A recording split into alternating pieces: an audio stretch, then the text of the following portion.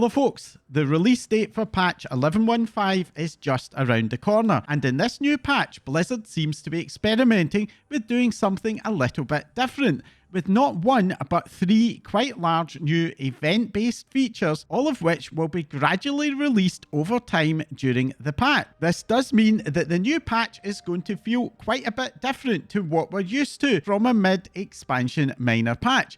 And today I'm going to guide you through all of the new content and take a look at what you can expect when the patch goes live. Patch 11.15 will be released on April the 22nd in North America and the 23rd in the EU, with the first wave of new content. The headline new feature for the patch release is called Nightfall. The basic premise is that after we defeat Queen Ansarek back in 11.0, her Sureki army did not simply put down their arms and join the Weaver and her co-conspirator. Instead, they have decided to continue their ongoing battle with the Arathi. The fight back is led by the Flames Radiants, essentially a grouping of Arathi civilians who take up arms to protect the lands, while the main Arathi army is being spread too thin and who call upon us to aid them in their defense. Gameplay wise, Nightfall consists of an open world event very similar to Time Rifts or Theatre Troop, which starts every hour on the hour and lasts up to 15 minutes.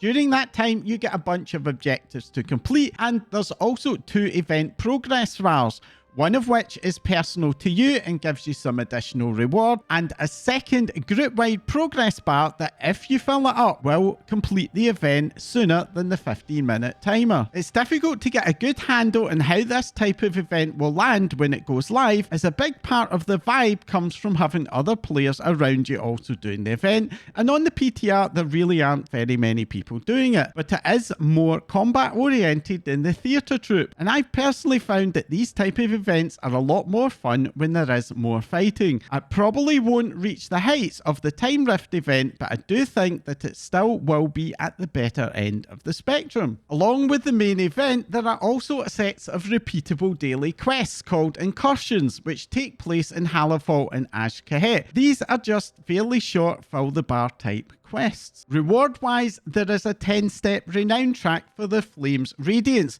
which means that you will likely be doing the event quite a bit, with the highlight being the Radiant Imperial Lynx.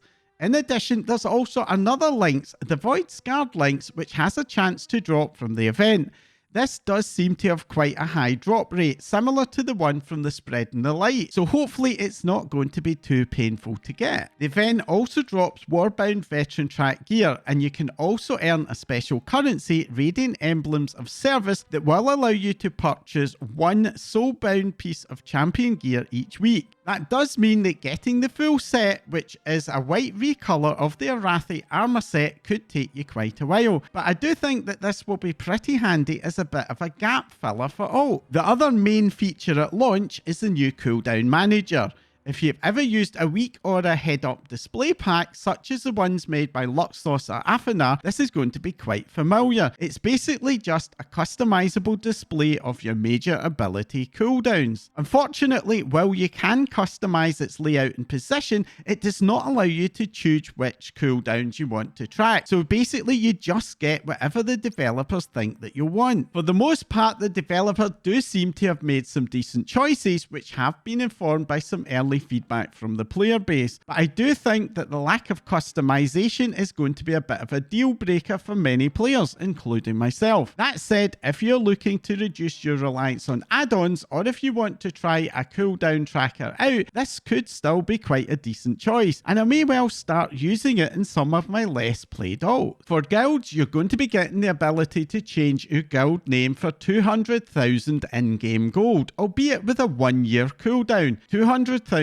K does seem quite a lot, but currently you'd actually need to buy 2 World of Warcraft tokens, which in the EU would set you back close to 700,000 K. So it is quite a big cost reduction, and split 20 ways, that's only 10k each, so it's likely to be quite a big quality of life improvement for guilds who want to change their name. And if you're a guild master who would still want to pony up real world money, you can always just buy a WoW token, which costs you about the same as the current name change service, and would give your guild about 100k left over for the bank as well. For fans of holiday events, there's also going to be an update to Children's Week. as with previous holiday updates, the dev team have been keeping this under wraps. So it could be anything from a few new cosmetic rewards to a complete overhaul.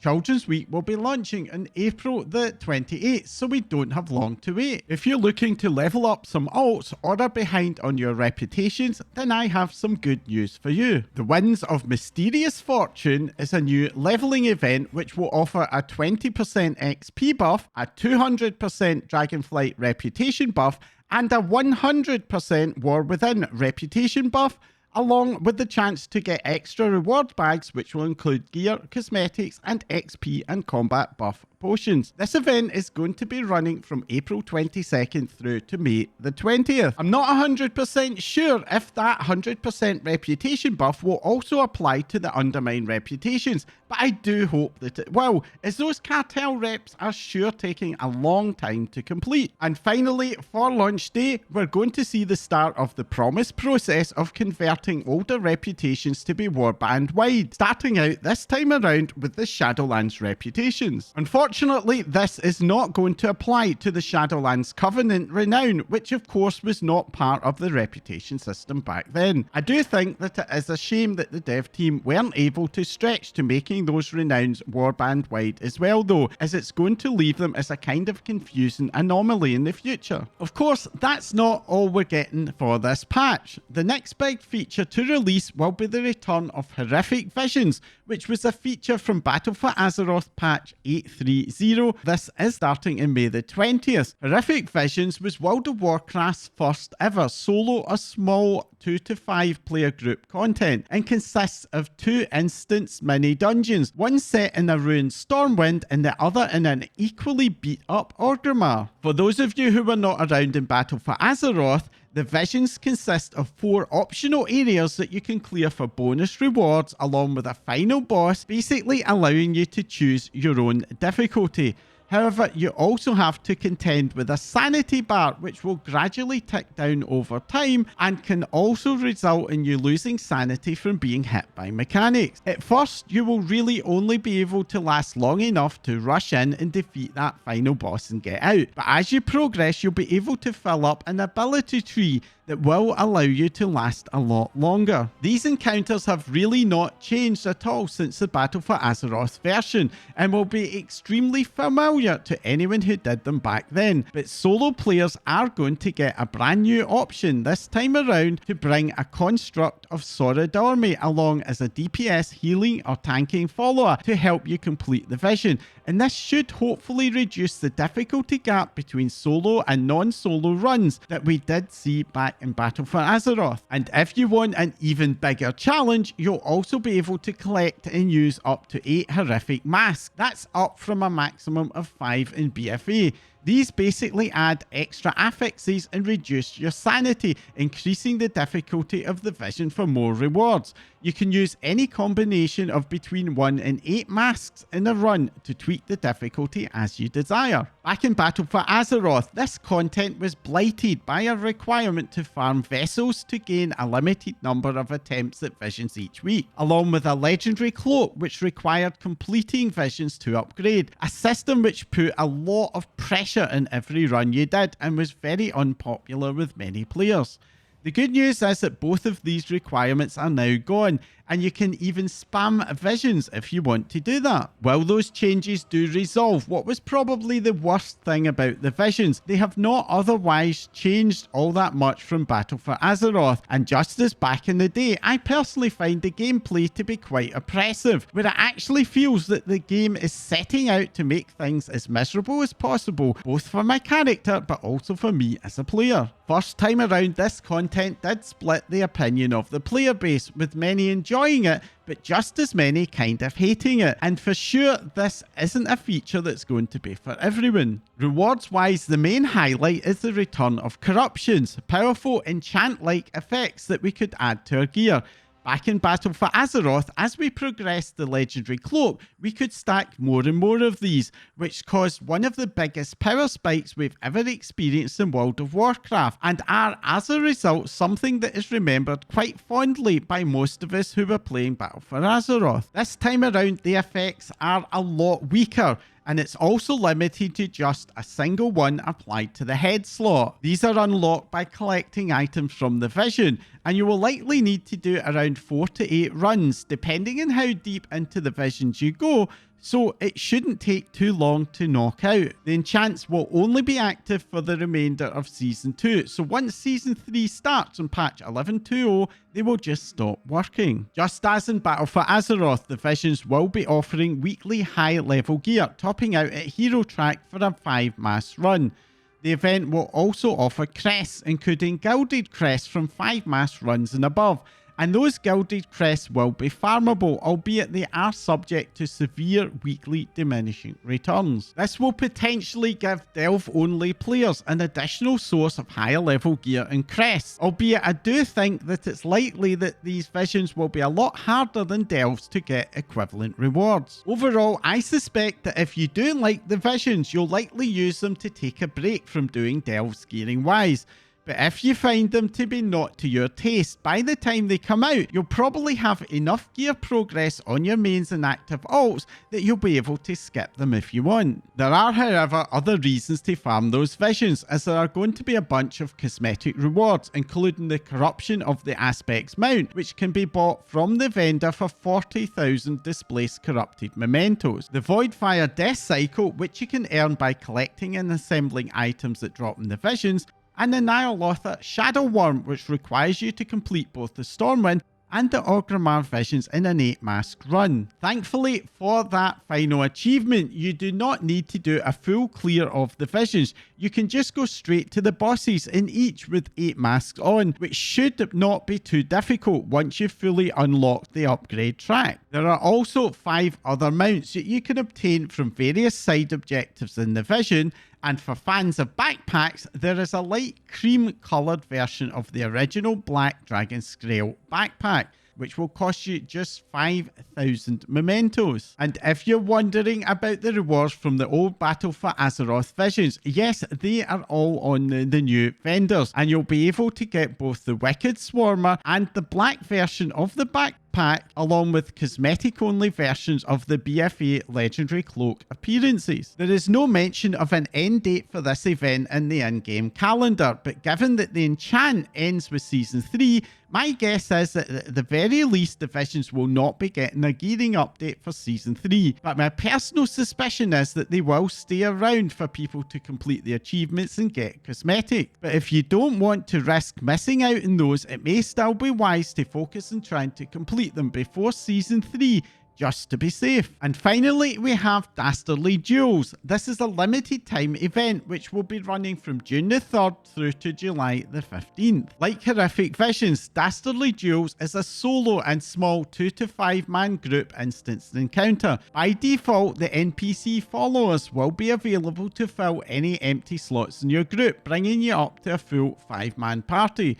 But if you would like a bigger challenge, you do have the option of dismissing the followers and going in purely solo. You're also offered a collection of buffs and debuff food and potions to either power you up or to make you weaker, essentially allowing you to build your own preferred difficulty. The encounter itself involves entering an Undermine arena where you'll be facing off against firstly a wave of adds, followed by 2 waves of 2 bosses each. The ad packs drop some additional areas which you can use to optionally further power up the bosses, continuing that build your own difficulty theme. The pool of available bosses that the encounter can draw upon will be increasing each week of the event, and to encourage us to drop by, there's also going to be a weekly quest. These encounters are quite fast paced, maybe lasting 5 minutes or so, and I personally found them to be very enjoyable, even though on the default difficulty they are not super challenging. When I first saw the announcement for Dynamic Duels, it did make me think of a bit of a Brawlers Guild 2.0,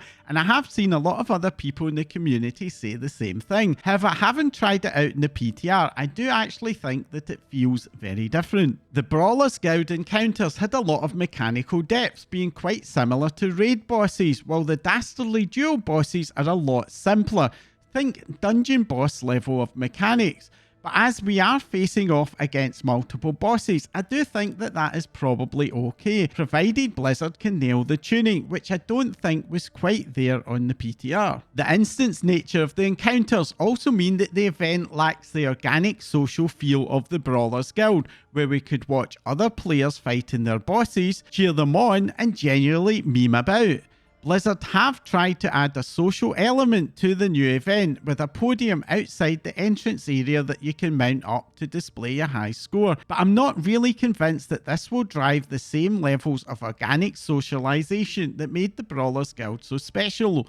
And overall, this is, in my view, a bit of a missed opportunity on the part of the developers. Rewards wise, this is quite similar to Nightfall, focusing on Warbound catch-up gear along with a cool looking war turtle called Tyranitar, which was available for completing the week 5 quest. I do find that the choice Blizzard had made to stage the release of this content over time to be quite interesting. It very much feels to me like a bit of an experiment by the developers. Timegating has been a common source of complaint from the player base over the years, and often with very good reason, as the developers quite often use it in a way that detracts from the overall experience through poor pacing. The most recent example of that being patch 11.17. That said, given the size and scale of these events, I do think that the team is on to something good this time around. Being asked to farm the Nightfall event, Horrific Visions and Dastardly Duos alongside of all of that content and Undermine, which is still unfinished business for many of us, could I think have ended up feeling a bit overwhelming. But by rolling out the events over time as we finish up and other stuff and start to look for something new, that could actually work out quite well if the team have managed to get their timing right, which only time will tell.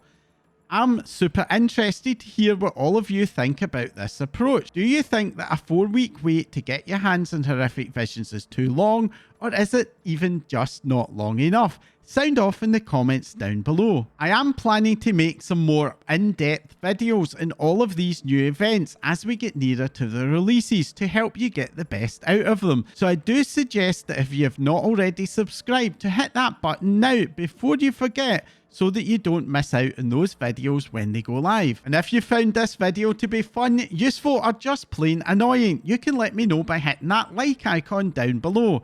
And if you've made it right to the end, then a huge thanks. All of your views, likes, comments and subs help me to grow my channel, enable me to keep making these videos for you all. That's all for now. Thanks for watching.